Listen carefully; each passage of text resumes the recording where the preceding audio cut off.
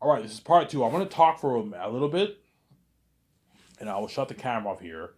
The internet cord's here. I'll upload it, and you guys will enjoy the video with me, obviously, later on. You better enjoy the Series Wars camera because once I'm getting on peace on VJ, man, you made me pay. You're also going to pay you. That's how it works. I'm not going to let you do like that, man. Yeah. So that's my idea for the Matrix franchise. I'm going to make the three Matrix games based off my movies. Obviously, I'm going to make them for an unheard amount of money. Unreal Engine 5 technology. Will you be in the game, Ivan? Yes, I will. I'm going to be in the game. Vijay will be in the game. Michael B. Jordan, Brie Larson, John Krasinski, Ben Affleck, Scarlett Johansson, or whatever. Paul Bettany and the Cisco actor or KJ Apple, whatever it is, they're all going to be in the game, obviously. But KJ Apple and them, if KJ Apple and Cisco are in the game, I'm going to sign them to like a $250,000 deal because they're not going to play as them in the game. You don't play as the operator in the game, but you're going to hear them talking, their voice acting. You're going to see them in the cutscenes. So pay them a good $250,000. It's a good paycheck for them. And the other actors who you play as in the game, you pay them the millions. Sign Michael to a $2 million deal for the game. And then for the second game, you can sign up to a $2.3 million deal. Third game, sign up to a $2.6 million deal. Brie Larson, you can sign up to a $2.4 million deal for the first game, 2.7 for the second. And if she's in the third movie, you can sign up to a $2.9 million deal or something like that. You know what I'm saying? But they don't get a piece of the royalties. The only ones who will give a piece of the royalties are the bigger ones. So if Ben Affleck is in the game, and Halle Berry and John Krasinski, I'll give them a piece of the royalties. You can give them 0.01, and maybe they make a few $1 million of the games, and pay them the millions. Pay them like $3 million, $3 million plus for the game. It's a good deal for them. As guys who do games only make like 175, you know what I'm saying, 175, $150,000 who for games, $200,000 for games. I'm paying them their millions. It's a good deal for them. It's a good deal for them, Sarah. Yeah, hence why you look. Hence why I really want to purchase the rights of the Mages brand. But Warner Bros. Has to agree. If they don't agree, then I'll just do the Great Escape. I'm gonna lose. I'll do that amazing Great Escape movie with Keanu Reeves on them. Sarah. No, I was just saying. Yeah, I'll do the amazing movie with Keanu Reeves on them. Yeah, hence why the Matrix Children will be amazing. Yeah, it'll be an amazing movie, man. You got that amazing story told, the life of the one, the Matrix. Yeah, dude, you look at it, amazing. Yeah. So before I shut the camera, I'm gonna talk about the beginning of the movie. So my idea is once Agent Smith comes into the Matrix, obviously, the program center comes into the Matrix, obviously, you get the deja vu. So how the movie starts off, you get the flashbacks of what happened, scenes that happened in the originals. Neo's Thomas Anderson's life or Neo's life in the Matrix, how he met Morpheus and all that stuff, and you get flashbacks of scenes when he talks to the Oracle. Not too bright though, you know what I'm saying. I see why she likes you. And you have scenes when Neo talks to the architect. He chose a door on the what, on the left over the door on the right, and he would have saved Zion right there and then, and he chose the door on the left. And in doing so, he had to fight Smith, obviously, and he couldn't defeat Smith. You know what I'm saying? I'm gonna have a scene where Neo talks to the machine god. The Agent Smith has growing beyond control. You cannot stop him, but I can. And if you fail, I won't. And Neo failed. He couldn't defeat Smith, obviously. He left the cops onto him. And I'm gonna end it off when in the Matrix One when Keanu Reeves like, oh, deja vu. You know what I'm saying? And he's like, what? Yeah, I saw a black cat. I saw a black cat walk by, and another cat that looked just like it walked by again. You know what I'm saying? Deja vu is something when there's a change in the Matrix, and then you get the black screen, fade in black screen. You see what I'm saying? And you get the green code, and it says the Matrix deja vu, and the screen zooms in just like it did in the first one, obviously, and it transfers to a family. They're at some event. You know what I'm saying? And they drive home, and when they drive home, the kids see a black cat walk by near their house, and another black cat walks by again. The kids are like, Mom, Dad, two of the same cats just walked by again. Well, that's odd. And that's when the glitch change happens in the Matrix, obviously, and that's when they open the door with a key, and then they see something change in their house, and then you get this viral thing going on all over the city, obviously. And everyone's like, "What the fuck's going on?" And that's when Agent Smith comes back. Holy shit, I'm creative. Yes, I'm very creative, obviously. And when Agent Smith comes back, you get this like electricity. But my idea is when Agent Smith comes back into the Matrix, obviously, with three other agents, the color of the electricity is different than the color of the electricity of the one. That way you have a distinction between the two.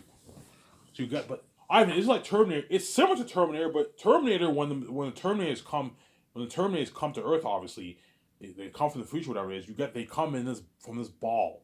Whereas me, you have this electricity in the body of Agent Smith forms. You get this like green code, but you don't see the source code light, obviously, and you don't see any skeleton because Agent Smith is not human; he's a program. And the body of Agent Smith forms, and then you get like another flash of three other electricities, and then three other agents form behind him, and they get up and they're naked, obviously. And Agent Smith is like, "I'm back." You know what I'm saying? He's like, "Any anomalies?" He asks them, "Any anomalies?" Like, "No anomalies." The last anomaly was Thomas Anderson, also known as Neil, deceased 75 years ago. You know what I'm saying? even what he says, and he calls him Neil. Even Neil couldn't defeat me. And they're all laughing. Ha ha ha ha ha ha. Even the one couldn't defeat me. Yeah. They mock Keanu Reeves, obviously, because Keanu Reeves was not the chosen one. Yeah, I don't tell a good story, obviously. And then when the glitch happens in the Matrix, when the deja vu happens in the Matrix, obviously, the Oracle's in her apartment, obviously. She's having a smoke. She's hanging out with some kids in her apartment. You know what I'm saying? She knows how she hears noises outside. She goes outside. She goes out her apartment. She checks the hallway. So what the heck's going on? He says, "Did you not hear?" He's like, "Something changed in my apartment." You know, it's like, "What?" It's like, "Deja vu." You know, it's like, "What's going on?" And he's like, they ask him, "What do you think is going on?" Like, There's only one thing I can think of. He's back. Agent Smith is back, you know what I'm saying? And she panics, obviously, and she takes out her cell phone and she calls the architect. Her and the architect meet at this park in the May. Holy Star Crave, yes, they meet at the park and discuss how what. Agent Smith must have been connected to Neil somehow. When Neil let Smith copies onto him, that means the one will also be reborn any minute. You know, so we need to meet with the machines. It's like, how are we gonna go to the machine world? I know a place, and she goes to that place, obviously, this broken down place, and that's where what she goes to the very place where Neo first met Morpheus. And Ivan, how does the Oracle go to the machine? Well, she goes through this mirror. Her and Holy Shark Grave, yes. The mirror was a gateway to the real world of the Matrix. When Keanu Reeves touched that mirror, he woke up in the real world, yes. The Oracle and them do not go into Zion. No, they go into the machine world. There's this mirror, and they go through this mirror, and they enter the machine world, and they talk to the machine god, and they say how the one will be reborn. You know what I'm saying? Yeah, Neo has failed us all. See, I knew it. I knew he wasn't too bright. I told him he wasn't too bright. Yes, he made a lot of errors. He let Smith Cobbs onto him. And the machine's like, yeah, nobody can defeat the program Smith but the one himself.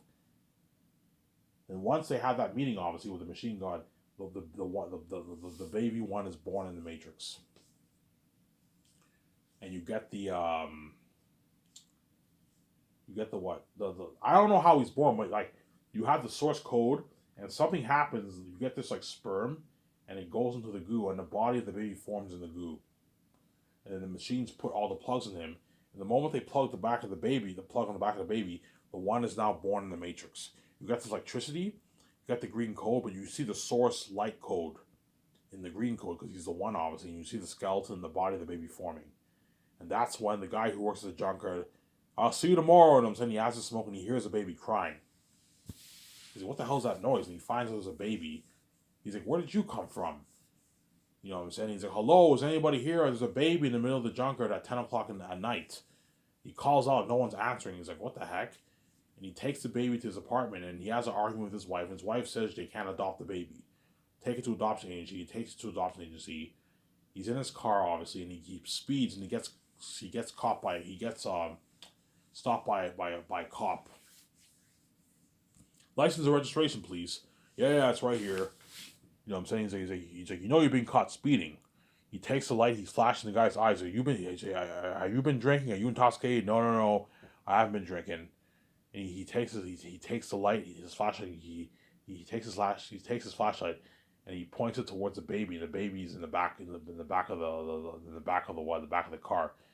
He looks at the baby. He's like, "Is that your kid?" He's like, "Yeah, it's mine." He's like, "I don't see the resemblance." He's like, "Yeah, he's adopted. Adopted, huh? You know what I'm saying? He's like, look. Look, so you were caught speeding in my city. He says, I'll let you off with a warning. Make sure it doesn't happen again. Yes, clear. Is that clear? Clear, sir. It won't happen again. I'm saying. Now scram out of here. You know what I'm saying? And he scrams out of there and he goes to the adoption agency, obviously. He goes to the adoption agency, obviously. He's waiting in line when he's holding the baby, obviously.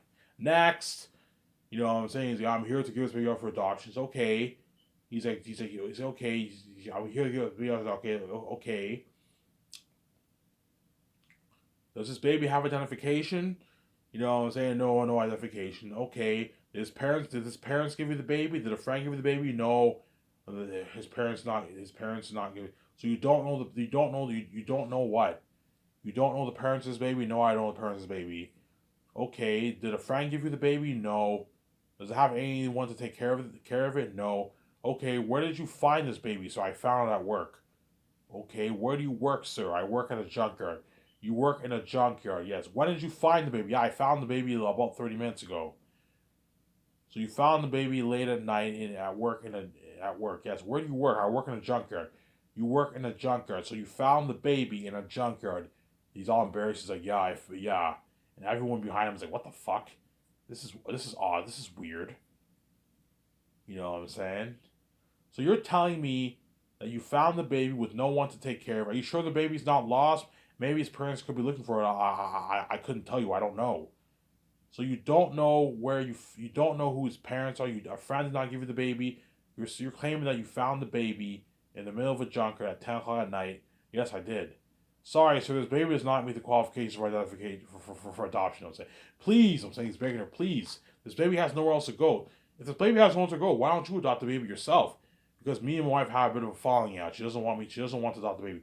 So your wife does not want you to adopt the baby. So okay. He's like, please, like this baby has nowhere to go. If you were this baby, wouldn't you want someone to take care of it? Look at him. You know what I'm saying? She's like fine. I'm gonna have to call my manager. She calls the manager. You know what I'm saying? They tell the guy, look, this has never been done before. You know, so we can't just give the baby. Please, this baby has nowhere else to go. Okay, fine. This never happened before in this agency. Please, just let you know, this is the best adoption agency in the city. You know, so please keep in mind we're just following protocol for this adoption agency. You know, saying please, this baby has nowhere to go. Okay, fine, we'll adopt the baby. You know, so okay, just sign your name. What's your name? So my name is this. Okay, you have ID on you. I have ID. Okay, sign your name. The parents are going to need to know that you gave this baby up for adoption, and we'll let them know. Okay, he's okay, and he's you know what I'm saying. He's hesitant to give the guy's like, okay, now you have to handle the sir. Are you going to handle the baby or not? And the guy gives the baby to them, and he's a bit sad, obviously, because he doesn't want to give the baby up because he has a small connection with the baby, obviously. He's like, you're a lucky guy, lucky one. You know, he says something like that. You're a lucky babe, lucky one. You know what I'm saying? And he hands the baby over, and when he hands the baby over and he leaves, he's a bit sad.